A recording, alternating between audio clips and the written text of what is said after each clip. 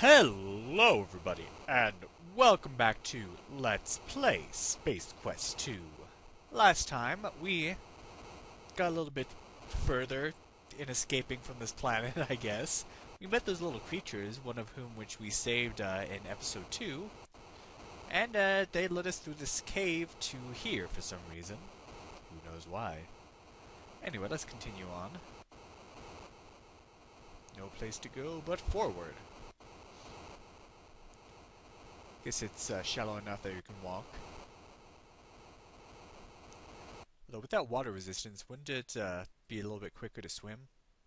Well, it kind of looks like he's swimming now. Alright. And we have two paths here.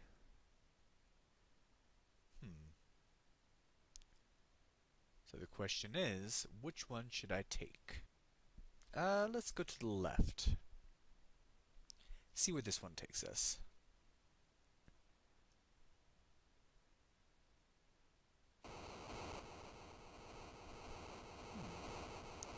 Is that a waterfall? That looks like a waterfall. I do believe I'm heading toward a waterfall, folks. And that is very in contrast with my goals, which was to not fall over a waterfall, but there I fell over a waterfall. And that probably did not end well for poor Roger Wilco. Splat. Yeah, that's never a good sound when it concerns your protagonist. After caroming off a pair of rock outcroppings, you find a final resting place at the base of the falls. So once again, this is why it's good to save very often, because there's no way to know beforehand which path to take. Those little creatures didn't even tell us. Jerks. As you enter another of the mysterious subterranean chambers, you realize that the water is now racing toward a giant whirlpool in the middle of the area. You are caught in the strong current, powerless to alter your course. Uh-oh. So wait a minute. Are both paths wrong?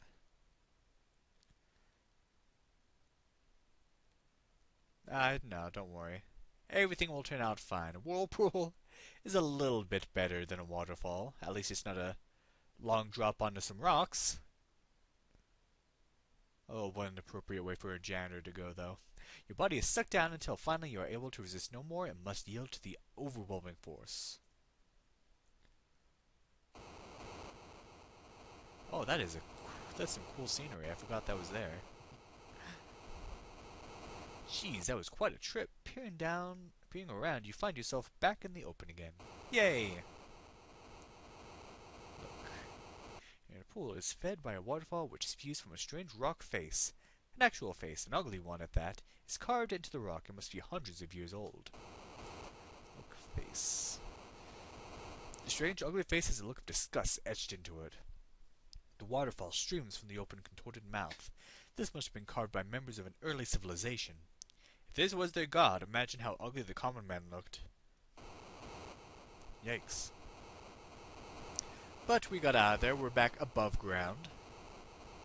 Thank goodness. So let us continue on.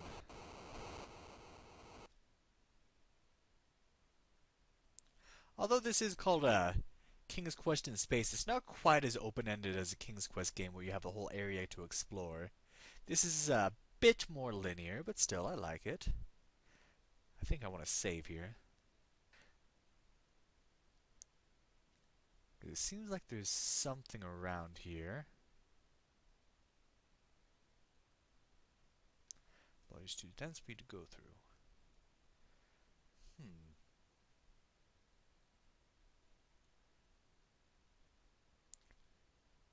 So where do we go?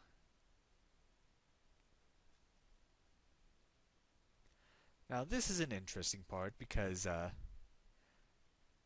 well, first of all, the only way you could know how to do this is just being stuck and trying everything. That's pretty much Sierra game logic.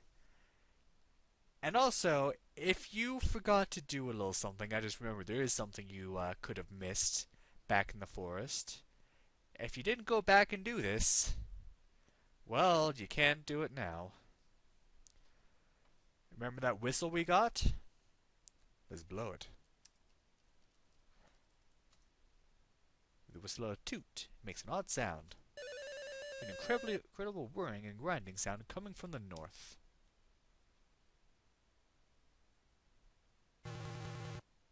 Suddenly a Labian terror beast buzzes into a room like a tornado, and it looks like he could do as much damage as one.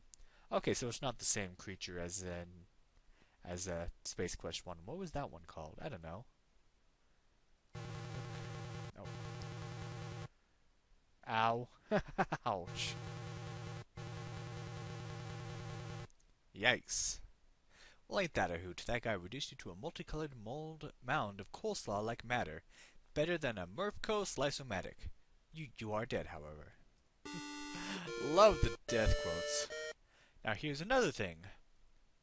Now imagine you've solved everything so far. You've gotten to this point. You are super proud of yourself. You blow that whistle and that creature comes. And you don't know how to defeat it. And let's just say at the very, very, very, very, very beginning of the game, you neglected to take that stuff out of your locker. Guess what? You are now screwed if you did not get that stuff from your locker at the very beginning of the game. I wonder how many people got stuck at this very point, not having any idea what to do. So here's what you're supposed to do. Blow, whistle, throw puzzle at beast. Oh, no. Beast. Oh, dang it. I don't know.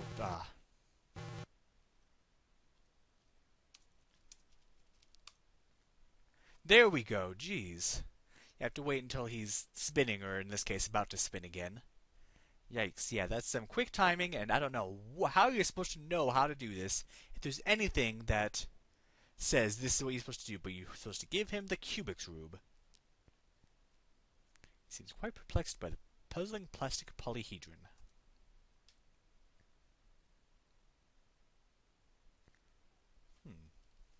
And he's docile now. Boy, he certainly seems interested in that puzzle. So now we can sneak on by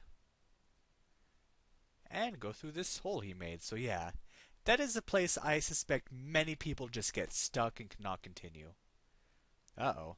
It seems we finally arrived at one of these platforms. Perhaps we can get a shuttle from here. But there is a guard patrolling.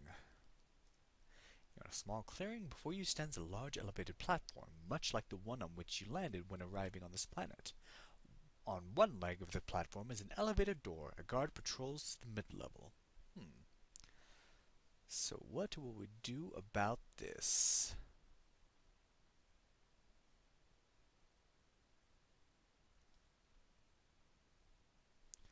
Okay, what you want to do, you want to hide, you want to get... And if he sees you, he'll just blast you and there's no real special thing.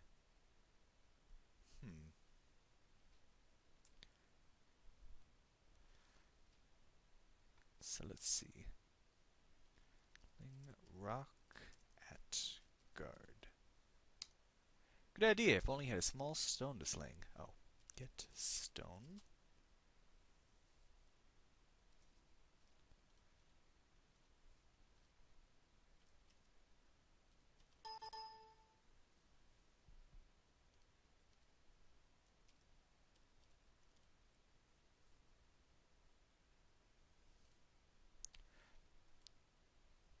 Whoops, there was something I forgot to do. Luckily, it's not way back in the beginning. Because that beast destroyed that big old rock. And he's gone now. And what we want to do is pick up a tiny rock. Pick up rock. For a small rock generated during the Terror Beast Grand Entrance. Alright. There we go.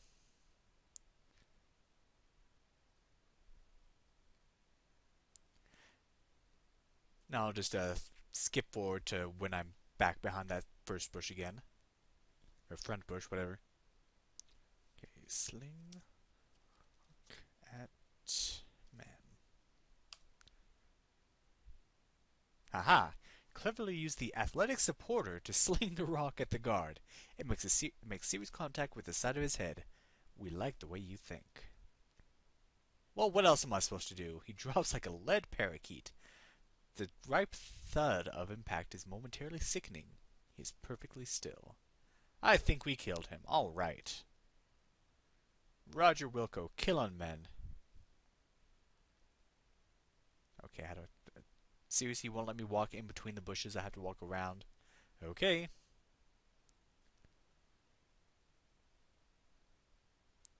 So let's see what he has. Look, body. Look, man. Oh, he's unconscious. Okay. Search, man. Find a small, thin magnetic card. It seems like a key card. You seem to recall seeing one somewhere in the past. Get key card. You actually want to get the key card. Don't make that same mistake again. Use key card on door. Okay, open door. Use key card on slot. Oh, come on. Insert key card. There we go. Jeez. They did a little bit better with the parsing on this game compared to the first, but it still needed some adjustment. This is the elevator door closes behind you. The platform on which you rest begins to rise.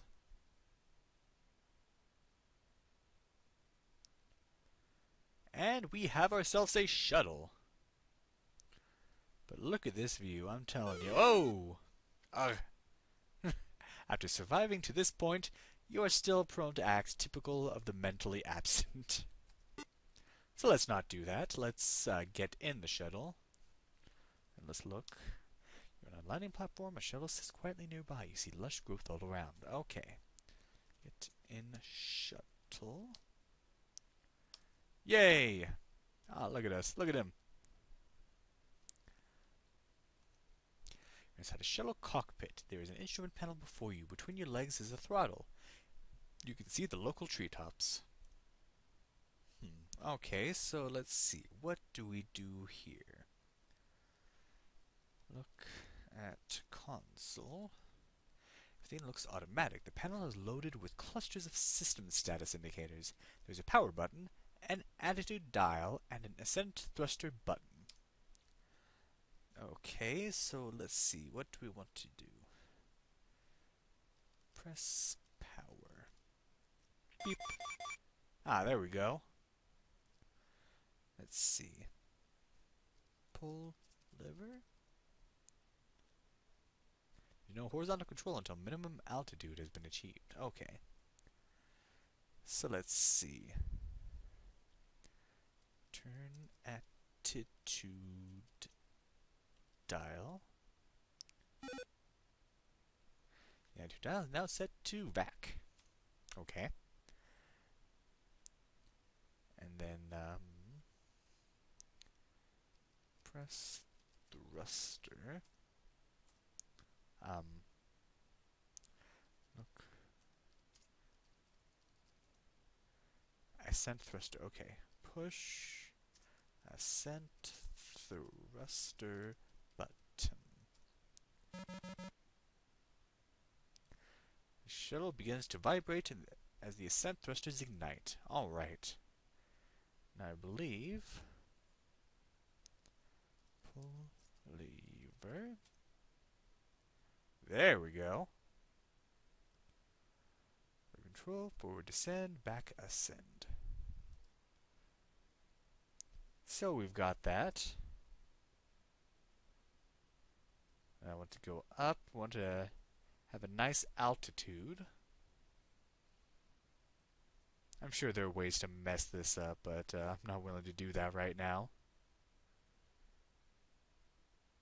Okay. Going up. You're off the planet. Good work, Roger Wilco. Tone sounds. A soft synthesized voice notes that adequate altitude has been achieved. Ascent thrusters are now ineffective. The monitor draws your attention again. Attitude system, vertical control. So now we want to change the attitude system to horizontal control. So turn, outrun, turn attitude. Yeah, there we go. Horizontal ascent control. Alright. Pull lever. And I believe we have made it off the planet, finally. Like I said, the majority of this game takes place on that planet. Screens are suddenly splashed with incredibly horrible image of Sludge Valhall. Hello, Roger Wilco. I've been waiting for you. Once again, my subordinates have failed me. Anyway, it looks like you'll be visiting me again soon. Don't bother trying to pilot the vehicle. I have taken control. You will be arriving at my command post shortly. I anxiously await your arrival. He closes with a chilling laugh. His image is frozen on the screens. The ship changes course as if it had a life of its own. All you can do is hang on. Oh, well, we did get off the planet, but it seems he's caught wise. Yikes, that's not good. So I guess we just kind of have to go with it. See the sights there are to see, such as those stars at the window and Sludge Ball's face. You feel the ship bank. And all the shiny buttons and screens.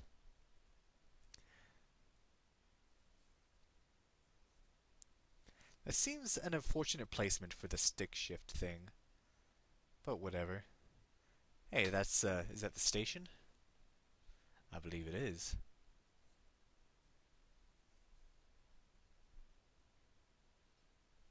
Through the window you see your apparent destination, Bohal's asteroid.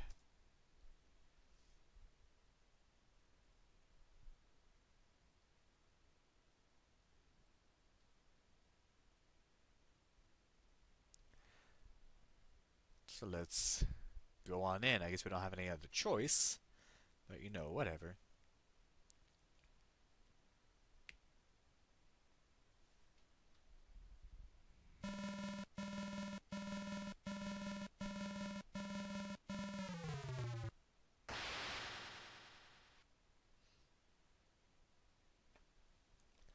Massive bay doors meet, jarring the entire vehicle bay. And as you step down, the shuttle door slams shut behind you. You are quite surprised not to find several of Bohal's guards waiting to greet you. You begin to ponder what the twisted scientist might have in store for you. Well, let's find out today. So let's go on over here.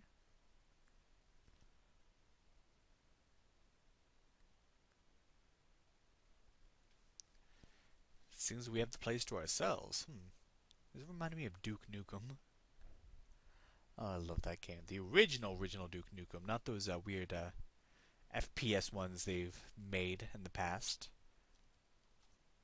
In a small capsule-shaped enclosure above the door is a digital read which reads Level 1. The only other feature is a rectangular panel.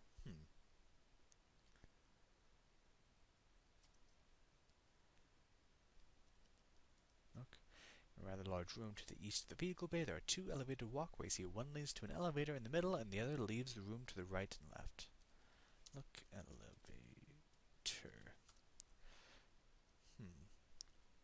Insert key card. I believe that's what he's supposed to do, or not.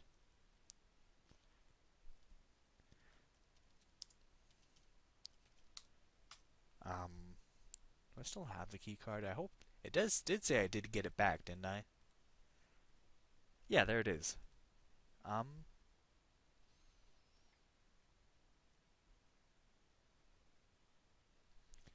Insert key card. Okay.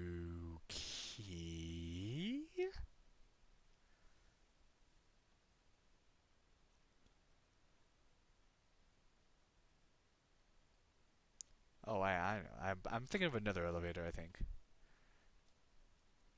Press Oh, there we go. Yeah, there's something else I'm thinking of.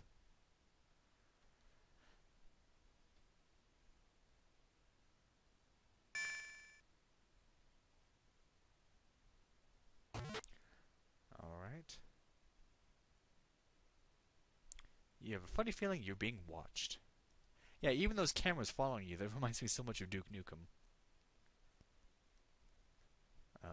Maybe someday I'll play that on this channel, just for funsies. By the way, be careful because there are big old waxing machines that like to go through these hallways, and they will squish you to death. Alright, let's see. So what do we have here in level 3? Except for some small windows, this area is much like all the other interior sections of the asteroid. Great! Exciting! I at least want to accomplish one more thing before we end it off.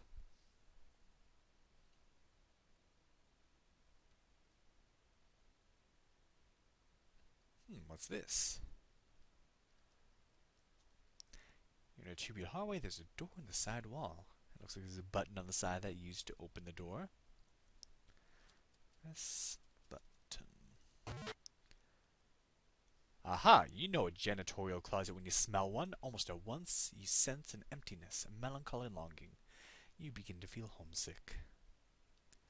Look, closet. It's quite dark in here. However, you do find a plunger, however. Yes, get plunger. Exactly what we needed.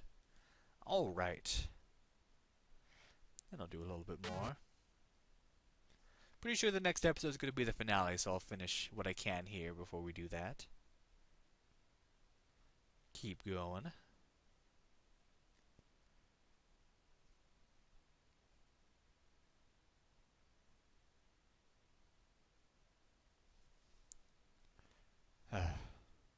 Man, do they have to make these hallways so long?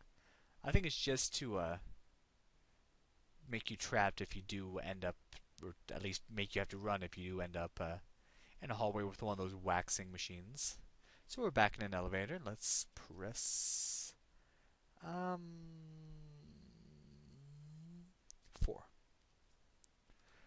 Or we could, spell it out. Sheesh, game.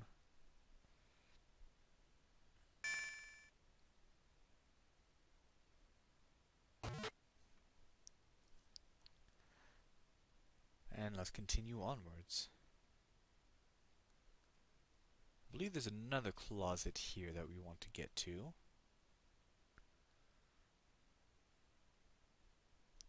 Actually, there are several closets in this asteroid.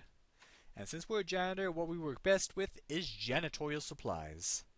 So that's what we're going to have to use. You're going to have to collect a bunch of stuff. But luckily, if you have gotten to this point, there's no way to, like, as long as you save at the very beginning, there's no way to get completely stuck. As long as you just need to find all the stuff, and I'm not even making sense with my sentence saying.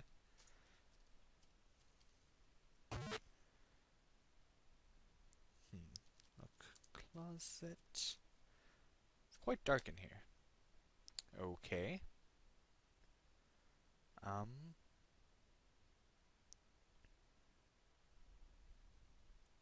Really?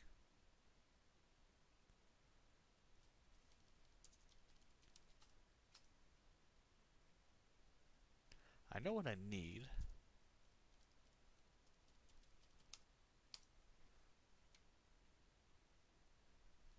Get glass. Should be here. Okay, what the heck? Oh, trust me, there's a glass cutter in there. I don't know why it wasn't saying so, but there was. So anyway, we've gotten some stuff. But what other stuff will we get? And can we beat Sludge Bohall before he initiates his nefarious plan? Well, you're just going to have to find out in the finale of Let's Play Space Quest 2. Thank you for watching, and have a good day.